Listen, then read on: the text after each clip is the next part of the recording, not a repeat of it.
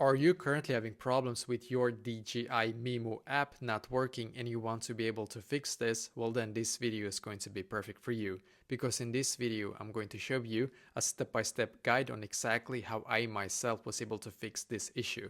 So my DJI Mimo app was not working, and basically what I did to be able to fix that was that I firstly closed my app and instead I went into my settings app. So now on my settings app, then what I did was that I scrolled down in here and then I clicked where it says general. So I clicked on general in here and I scrolled down once again and I clicked on storage. So I clicked on storage, and as you can see, it should now take you to a page very similar to this. So now what you're going to do on this page is to just scroll down in here until you can find the DJI Mimo app and just click on it.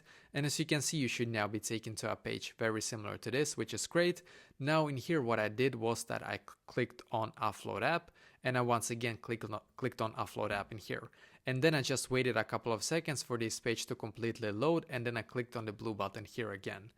And basically what you're going to do now, you're going to wait for your DJI Mimo app to completely update to the latest version, because by doing this you're going to force your DJI Mimo app to basically update to their absolute latest version that they got right now, this day basically, or this second. So do this and just wait for it to completely load, then go back and hopefully now it's also fixed for you as well.